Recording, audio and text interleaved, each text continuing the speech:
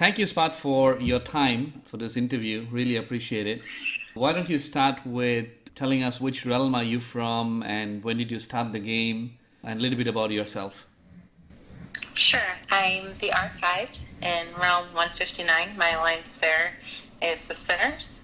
I also play in R1 as well with Law. I've been playing for about 2 years in both realms. My alliance is global, so we have a very good mix of all different nationalities, time zones, which makes it a little bit difficult at times. Also interesting. Yeah, I always had this problem. Again, I think I'm from Asia, and then most of the alliance that I'm in will be from the US. The Elite Wars or anything will be too hard for me to join. Do you have the same problems where kind of Asians feel like they are missed out? A little bit. In R1, I think we have a better handle Okay. on the Elite War situation. I think they take it a little bit more seriously. Okay. In R159, I think we're getting into it, but it seems as though a little bit of interest is being lost just because we're not a merged realm yet. So it gets harder to face merged realms in Elite War. So we've been declining in our rank because of that. I know you're playing in multiple regions. Can you just probably talk about the primary alliance that you're playing, right? So probably that's something that you spend more time, though you might be playing in other realms. Tell us about that alliance, or even if you want to talk about all the alliances in all the realms, that's also fine. Since you've already interviewed Cookie Yep. in Law, I'll focus on R159. So the Sinners, um, it's an alliance that's gone through multiple transformations. So the original alliance wasn't called Sin; it was Dix when it first started, and then it went through a whole leadership change because people left the realm. Mm-hmm. So it was always in a bit of a rebuilding process. So Foxy, who is still playing in Sin, but has just taken a step back from leadership, she still plays in the Alliance. She's the one that actually kept it together when people wanted to jump to another realm. So any successes that Sin has actually belong to her. Mm-hmm. When she started getting a little bit more busy, she and had some issues, she transferred leadership to me. So I just kept the ball rolling from when she changed. But Sin is a very interesting group. We have a very big North American base, but we also have a very big European base. So timing isn't too big of an issue because we normally have anywhere between a 6 to 8 hour difference. Yep. We do have some players that are from Australia, New Zealand, Korea, Russia, and they tend to be the ones that are left out, or we try to work around their schedule as best possible so that they can be involved in all the events as well. Unfortunately, they just get a little bit outnumbered, so we do try to schedule things to fit the majority. But they're a group of crazy people, so I'll have some of the people in Australia waking up at 2, 3 o'clock in the morning their time to join in on events. So they're a good group. That's awesome. Even though they frustrate me at times, they're a good group. That's good. I would like to talk about the leadership challenges. I think I interviewed only a few people who really run the alliance. So I don't run an alliance, but I always admire people who has this time and patience to run, especially when you have 100 different people with 200 different mindsets in a day. What are the challenges that you face, like top 3 challenges, and then how do you manage them? At first, you have to gain your people's trust and their respect. And it doesn't necessarily only have to be from the R5 perspective, but give them a leadership team that they can trust and rely on. And I try to have the leadership team be very global as well. So even though Australian, New Zealanders aren't really a huge portion of Sin, they do probably account for anywhere between 8 to 10% of it.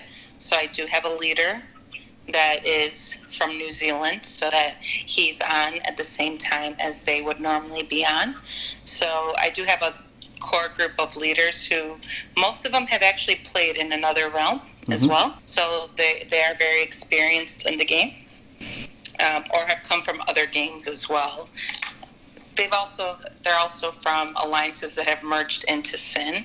So when they merged in, they brought people with them as well. So I didn't want it to be a shock to them when they joined, so that they know that they're respected and valued in the alliance. So they held a leadership position as well and have a huge say in how Sin is run. Yeah, so I think you have to have a listening ear to be able to listen to your people, but also have a little bit of be compassionate to your people, but also be stern. So you have to have a good balance between that, where when rules are established, you make sure that they follow them. And at the end of the day, it's all about having fun, though. It is a game. So we try to have a really good mix of that in Sin. And in your realm, I assume you're the number one alliance in your realm. How are the number 2 and 3 performing? I mean, what I've seen is the non-merged realms, you see that the powerhouse is actually the top alliance, and then the second and third kind of giving up pretty much, and then now only the top one would be playing the void, and they'll be scoring all the points. Is that the case now, or at least you have some participation from other alliances as well? My alliance is the main one, so yes, so we're the ones that do the majority of the fighting in void. So yeah, normally it's us against another realm. Okay. But we do well. We do have a couple of other alliances within the realm. They do tend to take a back seat, though, where they're either in a growth stage, that they're, just because Sin is full, they can't join. One is an enemy alliance to Sin, so they're the number. I'm not sure if they're number 2 or number 3 right now. We just finished Void, so they were very close in power before, the number 2 and number 3. So I'm not sure if they've actually switched positions right now, as people are healing and things of that nature. But they do tend to take a back seat. So it is Sin that kind of runs the show when it comes to Void, but they do try to help out, at least by shielding or trying not to give up points. It doesn't always work that way, so this last Void was a little tough on us. We did pull through. There were a lot of mistakes made in the realm that caused it to be difficult on us. The troops, let's talk about the troops. Even in my group, I'm from realm 3, so usually we always have these people who kind of test the different types of troops, and they come up with the formation and say, use this for EW, use this for EA, use this for Void.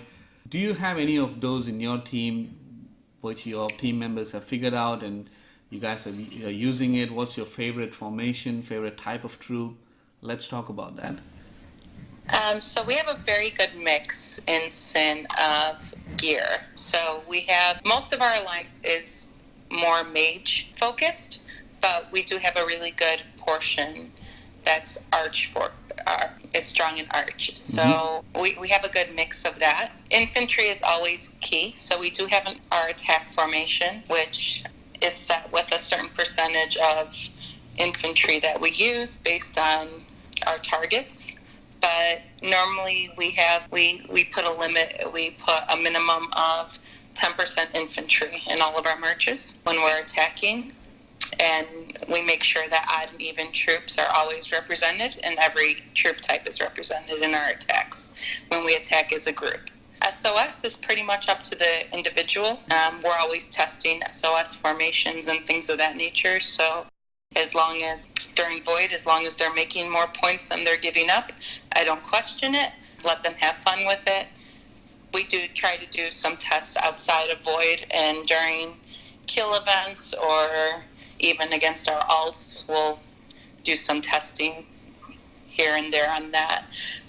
We do have a special formation for elites that we use. So we do increase the amount of infantry significantly for elites.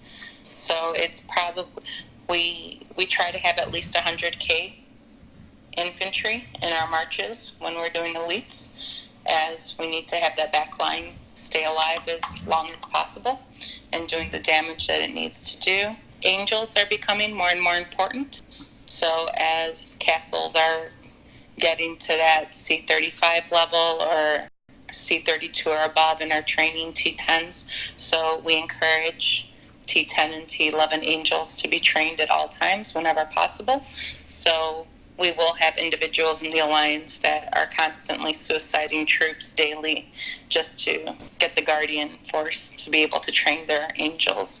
So there's a huge focus on that right now as angels are becoming the strongest troop in the game. Yeah. We use the same type of formation for Elite Adventure, so we normally try to piggyback our Elite Wars with our Elite Adventures. So once you log in for Elite War, we normally try to do Elite Adventure right afterwards. So we don't change the formation on that. They get to keep the same formation on that. Void, we use our normal attack formation, but based on the target, we may say increase it to 20 or 25% infantry, depending on what's going on and depending how many people we have attacking at that time. And Void War. So what's your success rate on the Void War for your realm? Okay, so right now, 159 is currently undefeated. So we've won, so we're 13-0 right now. We did have 1 month that they skipped our Void War, saying that there was some issue with lag or the servers and they couldn't handle it. So we did have 1 month that we didn't compete at all in Void War. So we should have 14 wars right now, but we've competed in 13. We have won all of them. Some have been a lot tougher than others. This last one was very close. It came down to the last pretty much 15 minutes. Others, we've pretty much won them in the first few hours based on either the other realm not being, normally used to the other realm just not being prepared immediately. We do try to strike as soon as we can if we find the opportunity. Other times we'll wait depending on the mix of the realm. So sometimes being a global realm is to your advantage, and other times being just one type of nationality or background that we can see right from the get-go when we're researching the realm before Void War actually begins. We do kind of spy on them to see when their active times are and when they're not, so we'll know what a good time is to strike. So there is a lot of research that goes into our Void Wars for us. Sin is very good about starting to take notes on where the alliances are, their coordinates, when they can see them being active or not.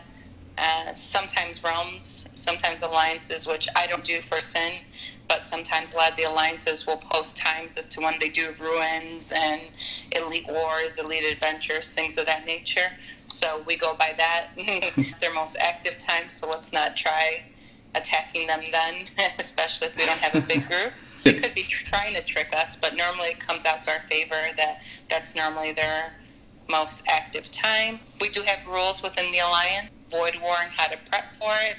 So basically the rule with us is if you're not participating, then you're not giving up points either. So you have to be 24 hours shielded. If you're unable to participate, things happen, we understand, but you can't be giving up points either. So they know to be shielded those 24 hours during Void.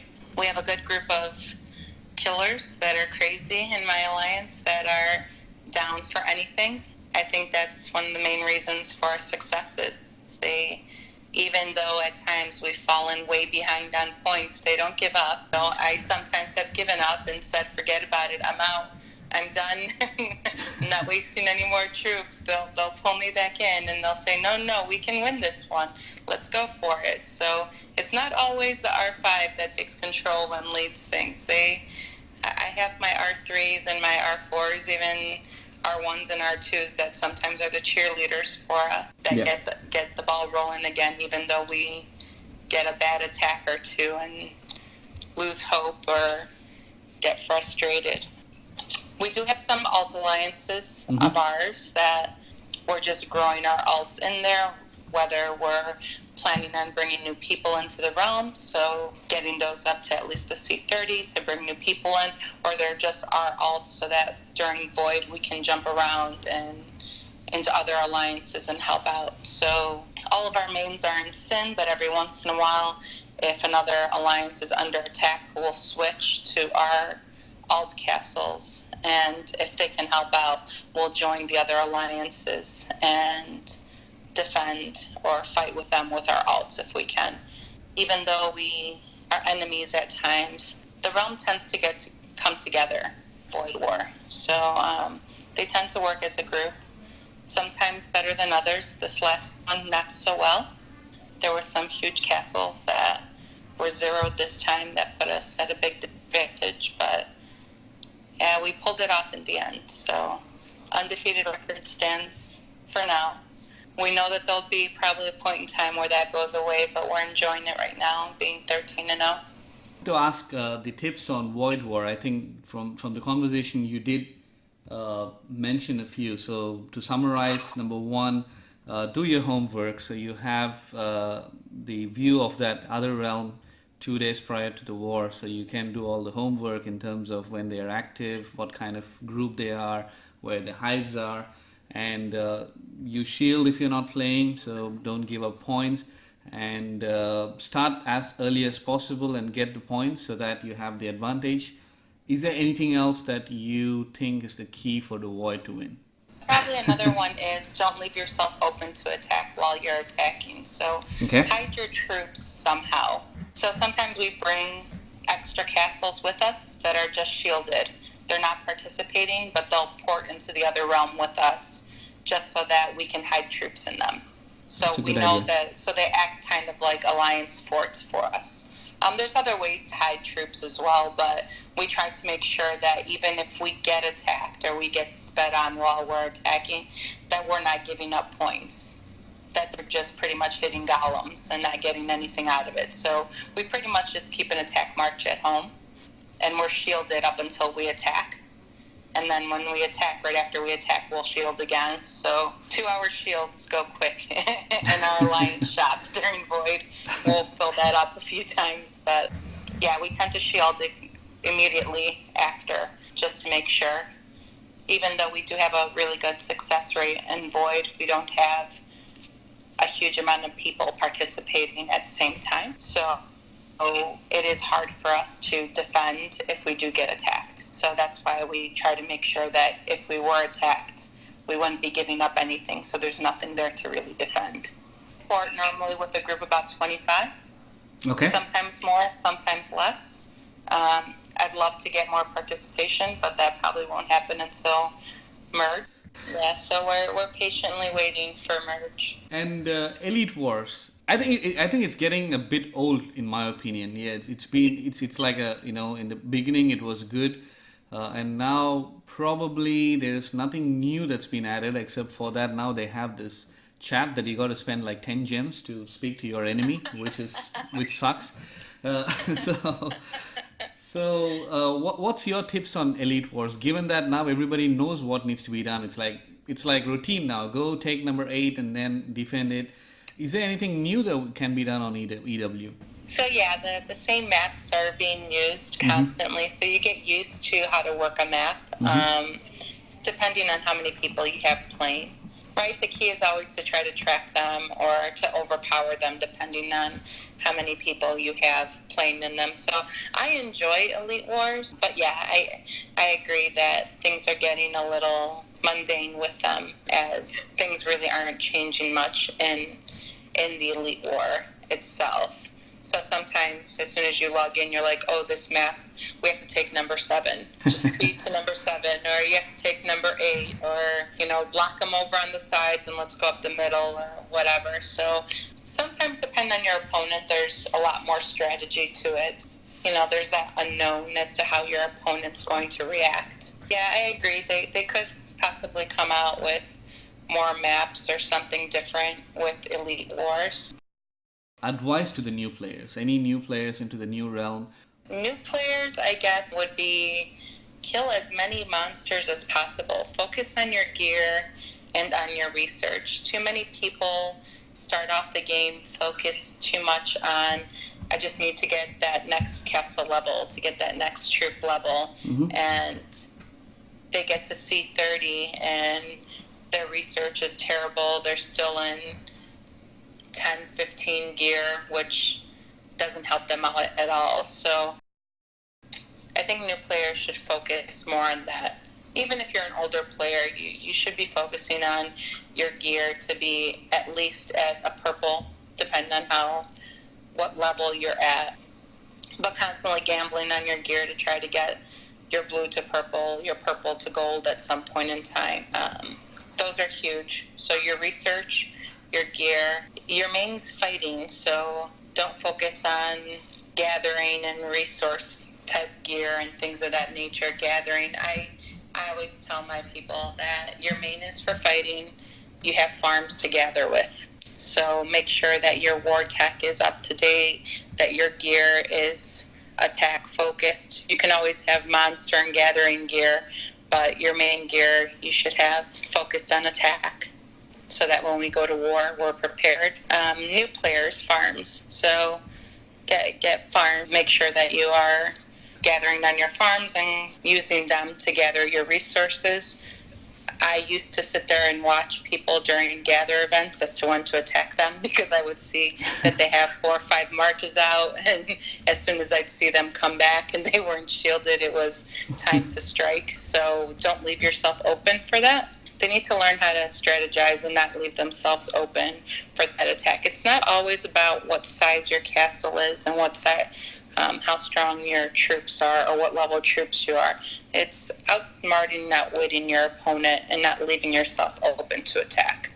I hear a lot in other realms, or people that complain all the time about the money spenders or the people who are spending more are easily killing off alliances, and I don't buy into that. I have a lot of people in my alliance that don't spend anything or hardly spend at all, so they might buy a monthly at times, but they gather gems like crazy with their mains, and they use their farms to gather resources with. I can spend as much money as I want, but if I'm going to sit there and leave 2 million troops at home and somebody comes and attacks me, no matter how much money I've spent, it's not going to save me from losing my troops. And about the game, so what do you like the most in the game? Well, the social aspect is always cool, to meet new people, and I've met a couple of people face-to-face where I've traveled, and, we've met up for a drink or something. So it's always good to meet people from different areas, but it's an adrenaline rush to burn something, right? So it's getting that group together, that group of killers that doesn't care. There's times where I'll look at a target and go, we may lose our march on this one if we attack it. And you have a group of people that go, it's okay, we have enough troops, we can train more later on. If you say go, we'll go. So it's that adrenaline rush of getting into some huge battle. Like, we get all excited when we see people reinforce against us when we attack, especially during Void. Normally that means a lot more points. It means we're going to lose more troops, but it means a lot more points are coming our way, so we get excited about things like that. So that adrenaline rush, just testing things and pushing limits at times. And any suggestions to camel games? Merge people quicker. You have a lot of people out there waiting for merges. Or at least if you're not going to merge realms, give them the opportunity to switch realms. Like, I know in other games that I've played in the past or had friends play in the past, you had some type of port that let you go to another realm if you wanted to. I guess Camel doesn't do it because you could probably stack a few realms with like pure C35s if you get enough people to do it, I guess. But I think they're losing a lot of people, a lot of interest from people, because they're sitting in dead realms just waiting for a merge. So I think this is why you get that number 2 and number 3 alliance after a while that just stops, loses focus and doesn't care much anymore.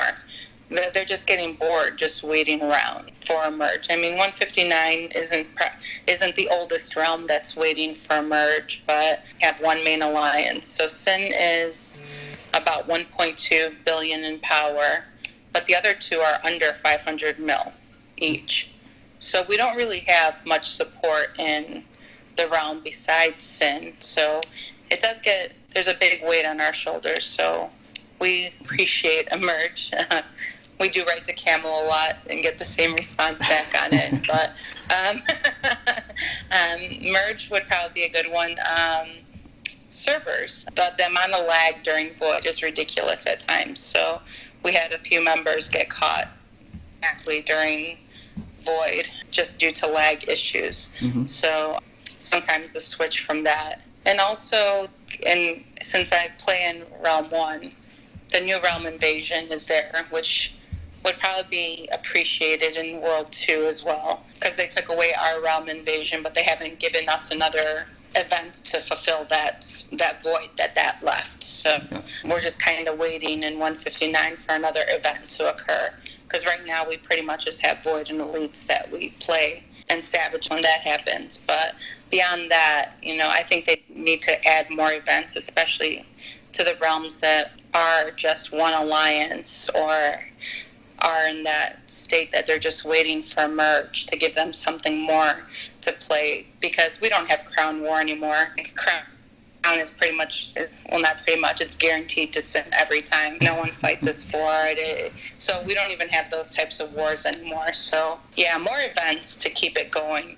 I mean, you have 2 elites a week, and Savage Lands and Void happens once a month. So I think they need to add more to keep the interest going on in the game. Even if it's more monster events or something, just something to get the people more excited about not just waiting around for Merge. Yeah, that's definitely good suggestions that you've given. So now I would like you to use this time to give any shout out to the players that you played with. You respect them for their game or time that they spent with you and your alliance. Yeah, definitely. So I originally started off in Realm 64.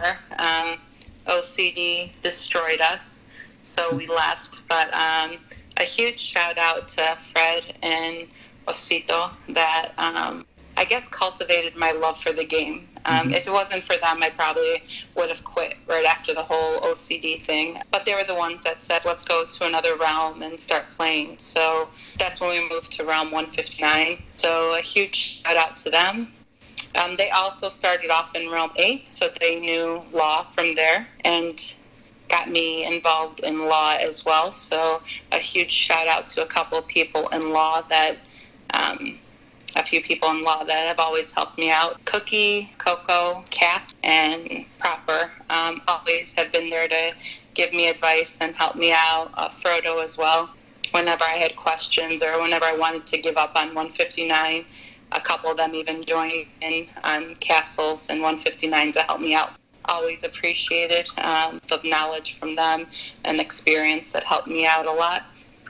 So time to switch focus to 159. So huge shout out to Lousy, who kept Sin going and kept the alliance going. Definition of a true leader, that always someone who's respected and looked upon for advice and things within the alliance. White, who is one of my R4s, always can count on her. She's always willing to do whatever.